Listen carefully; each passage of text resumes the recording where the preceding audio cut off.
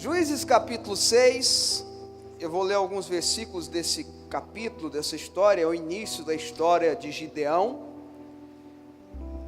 para a gente entender um pouquinho do que eu sinto que Deus quer falar com a igreja e quer falar conosco, de bênção para as nossas vidas. Eu vou ler do verso 1 ao verso 7, para que a gente comece a entender o contexto. Fizeram os filhos de Israel o que era mal perante o Senhor, por isso o Senhor os entregou nas mãos dos midianitas por 7 anos. Prevalecendo o domínio dos midianitas sobre Israel, fizeram estes para si, por causa dos midianitas, as covas que estão nos montes e as cavernas e as fortificações. Porque cada vez que Israel semeava, os midianitas e os amalequitas, como também os povos do Oriente, subiam contra eles.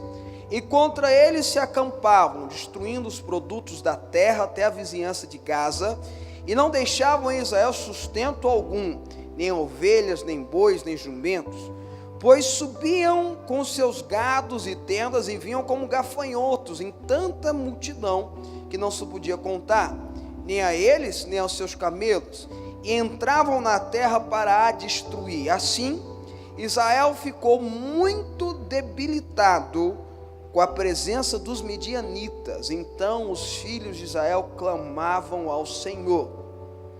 Tendo os filhos de Israel clamado ao Senhor por causa dos midianitas, aí a Bíblia começa a descrever um livramento, primeiro através de uma ação profética. Antes de nós entrarmos propriamente na história de Gideão, deixa eu fazer apenas uma introdução do que estava acontecendo com o povo de Israel daquela época. O povo de Israel tinha acabado de passar por toda a terra de Canaã, conquistado toda a região de Canaã, sobre a supervisão, a coordenação de Josué, um grande guerreiro, um grande homem de Deus e um grande administrador. Quando Josué morre, vieram sucessivos juízes, a expressão é essa mesmo. Josué foi o último da época dos patriarcas, e depois começam os juízes que governaram Israel, ou melhor dizendo, julgaram Israel por algum tempo. Alguns julgaram todo o território israelita, outros apenas algumas regiões. E a Bíblia conta que quando esses juízes eram levantados, o povo de Israel servia a Deus. Quando eles morriam, quando passava o seu tempo, a sua idade, eles vinham a falecer, o povo de Israel se desviava, porque perdia a sua referência de liderança.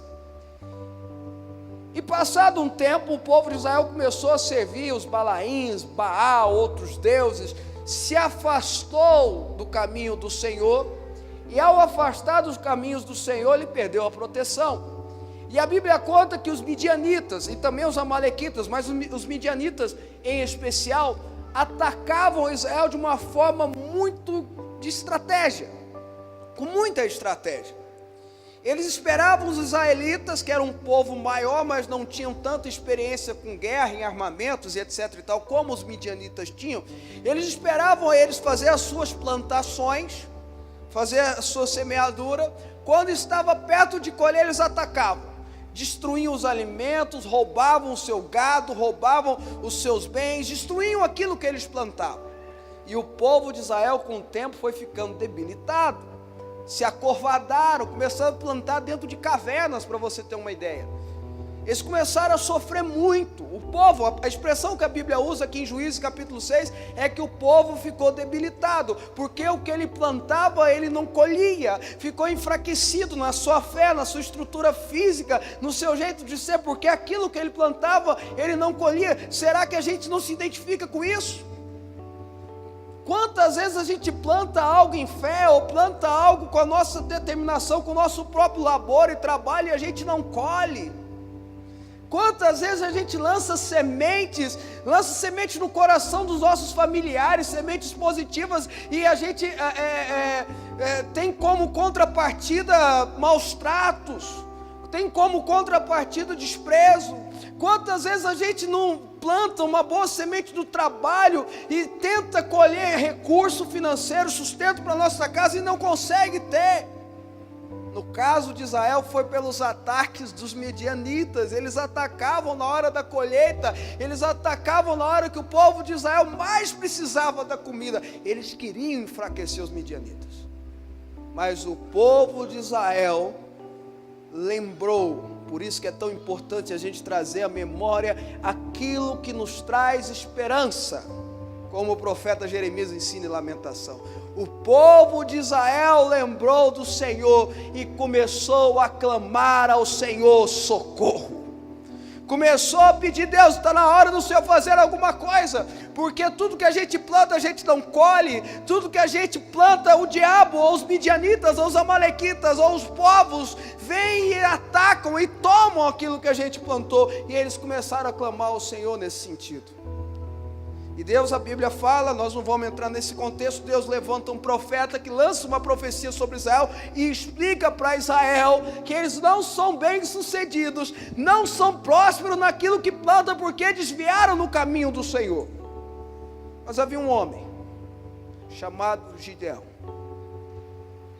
e a Bíblia conta a partir do verso 11 o seguinte, por favor me acompanhe. Então veio o anjo do Senhor e assentou-se debaixo do carvalho que está em Ofra, que pertencia a Joás, o Abiezerita, é isso mesmo.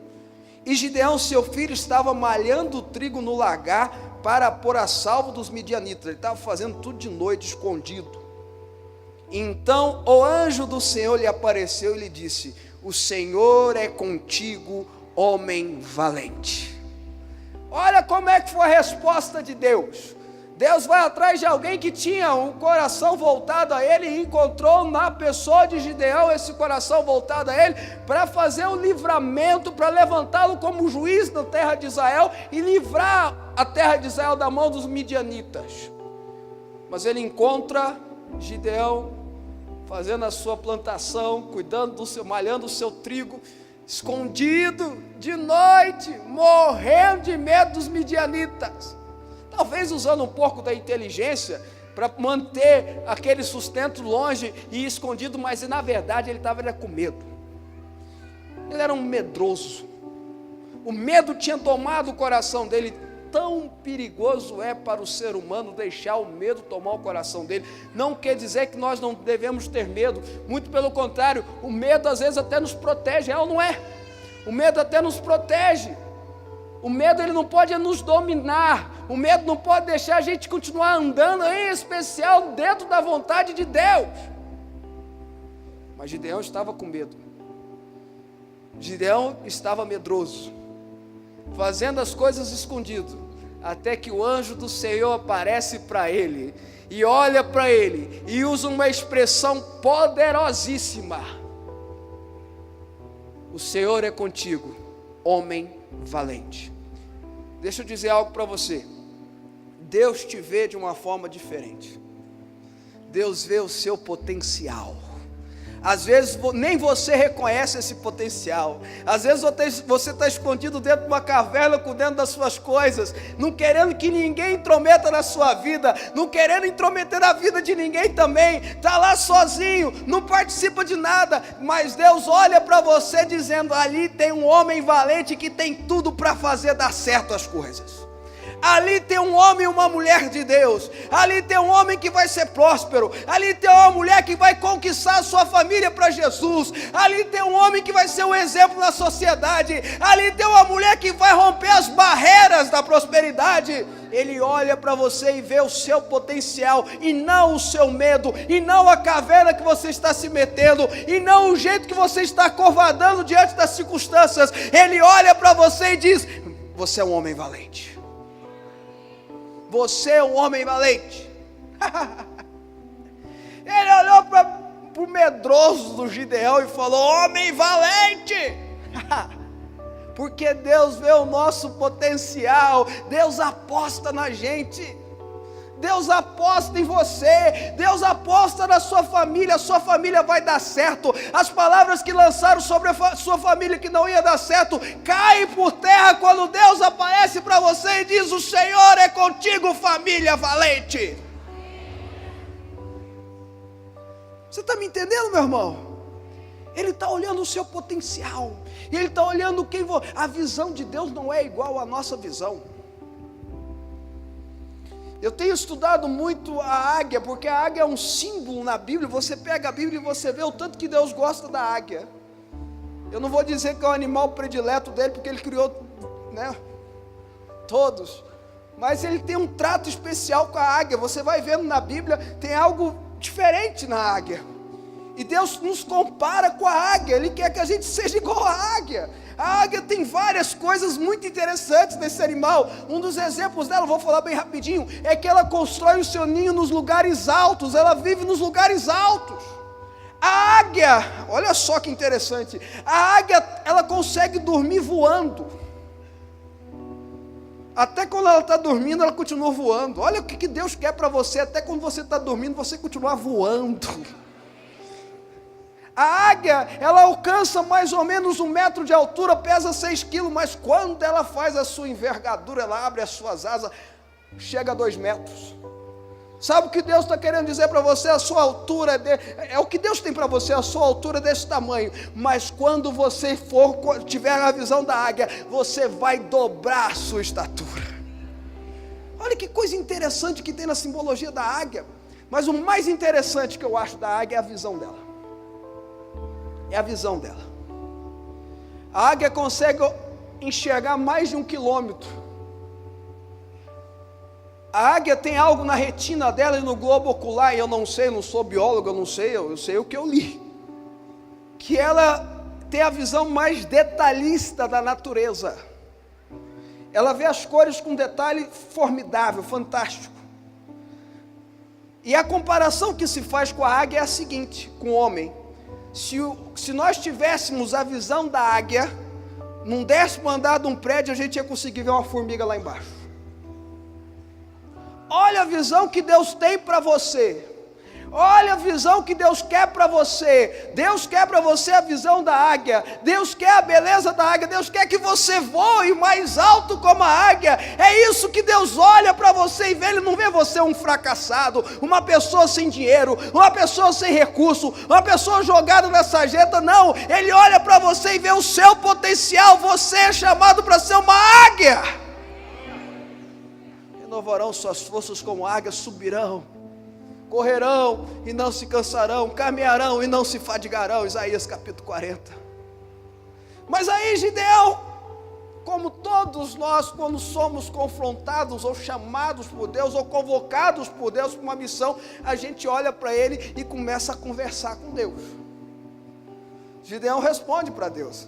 Respondeu-lhe Gideão: ai, Senhor meu, ai, ai, ai, se o Senhor é conosco, por que nos sobreveio tudo isso? E que é feito das tuas maravilhas que nossos pais nos contaram, dizendo: não nos fez o Senhor subir do Egito, porém agora o Senhor nos desamparou e nos entregou nas mãos dos midianitas.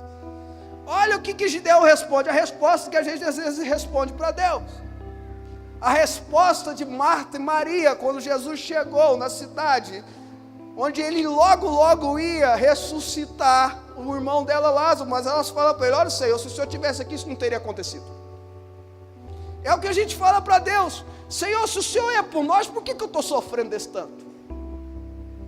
Senhor, se o Senhor age na minha vida, por que eu estou doente? Senhor, se o Senhor age na minha vida, por que minha família está desse jeito? Por que meu casamento está desse jeito? Se eu tenho ido na igreja, se eu tenho ido buscar a Deus, por que isso acontece comigo? Porque quando a gente ataca o mal contra-ataca. Vou repetir: quando a gente ataca o mal contra-ataca. E se o mal nos ataca, nós temos que contra-atacá-lo, senão ele vence. Vocês estão me entendendo, irmãos? Amém ou não? Mas a gente pergunta, e às vezes a gente se encontra, não sei de você, eu já me encontrei perguntando para Deus: por que isso acontece comigo, se eu sou tão fiel? Salomão disse que nós não devemos fazer esse tipo de pergunta, porque não é sábio. E não é mesmo. Muitas das coisas se registram na categoria da soberania de Deus. Deus é soberano. Mas o que eu posso dizer para você é o que está nas escrituras. Gideão fez essa pergunta para Deus: Deus, se o Senhor está conosco, por que isso aconteceu? Olha a resposta, põe no verso 14 aí para mim, para eu acompanhar aqui. Verso 14: então se virou o Senhor para ele e disse: Deus é assim, se você quer conversar com ele, ele conversa contigo. Vai nessa tua força e livra Israel da mão dos midianitas. Porventura não te enviei eu?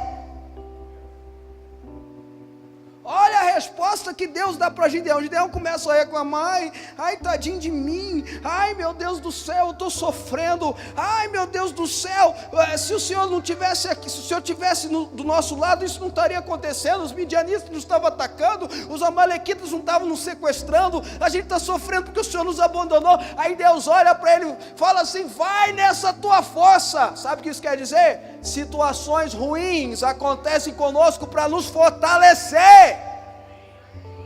É isso que Deus está falando para o querido Gideão. Gideão, você está indo ai, mas eu permiti que os midianitas atacassem a sua vida, eu deixei os midianitas atacar a sua terra, porque eu queria fortalecer você. É o que o salmista fala, Deus fortalece os joelhos vacilantes, Deus prepara nossas mãos para a batalha, Deus usa as situações, permite as situações para que o seu povo seja fortalecido. Se você está passando por alguma coisa diversa, se você está sofrendo e não entende porquê, eu te falo em nome de Jesus, o Espírito Santo está fortalecendo o seu espírito. Vai na sua força em nome de Jesus. Vai na sua força. Mas Gideão, como todos nós, continua conversando com Deus. Verso 15. E ele lhe disse, ai Senhor meu, fala para o teu irmão, para com esse ai, fala com ele, fala, para com esse ai. Não, gente, tem gente olhando para mim, olha para o seu irmão, fala, para com esse ai. Ai, Senhor meu, com que livrarei Israel? Eis que a minha família é a mais pobre em Manassés e eu o menor da casa do meu pai. Sabe o que Gideão fez com Deus aqui na conversa com ele? Gideão se menosprezou. Gideão não precisou de ninguém falar para ele, ó, você é pequeno. Gideão não precisou de ninguém falar para ele, você não presta. Ele mesmo falou. Eu falo que tem gente que não precisa do diabo para ficar acusando a vida dele. A Bíblia fala que o diabo é o acusador, mas tem gente que faz a tarefa do diabo na vida dele. Deus já perdoou o pecado há 15 anos atrás que ele cometeu, ele fica lembrando, há 15 anos atrás eu pequei, eu errei. Não precisa do diabo para acusar. Não precisa do diabo para menosprezar. Gideão mesmo falou, eu sou da família mais pobre de Manassés, uma das maiores tribos que tinha naquela época, né? Ele estava se menosprezando, mas Manassés era poderosa pra caramba. E eu, o menor da casa de meu pai, não é que eu sou da mais pobre, e lá na mais pobre eu sou o menorzinho. Querido, minha querida, não te menospreze, não te jogue para baixo, não é assim que Deus te vê. E mesmo se alguém faz isso por você, o que interessa é a opinião de Deus sobre a tua vida. Verso 16. E sabe qual é a resposta que Deus dá à reclamação de Gideão? Tornou ao desprezo por si mesmo de Gideão, tornou-lhe o Senhor, já que eu estou contigo, ferirá os midianitas como se fossem um só homem. Deixa eu te explicar um negócio, Gideão. Você não entendeu. Você pode ser da tribo mais pobre, apesar que é o meio que conversa fiada, mas tu está falando o mais pobre lá da tribo de Manassés. Mas não é por causa de você, é porque eu sou contigo. Por isso que um dos nomes de Deus, e é tão poderoso esse nome, é um dos nomes que Deus mais se auto-intitula, eu sou. Eu sou. Eu sou.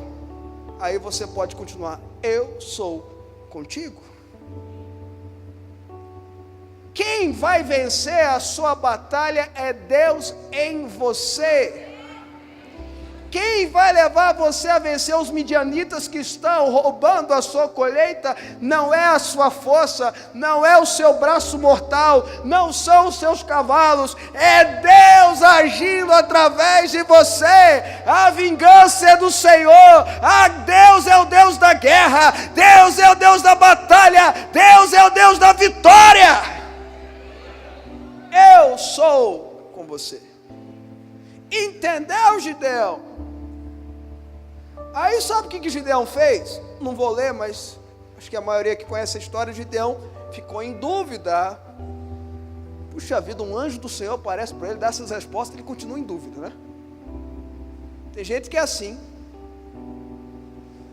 Moisés foi assim, Deus mandou, não, Deus, começou a conversar com Deus, dialoga com Deus, mas tudo bem. Ainda bem que nós não somos os únicos. Tem exemplos na Bíblia. Deus, porque o anjo do Senhor no Antigo Testamento é uma figura de Cristo Jesus.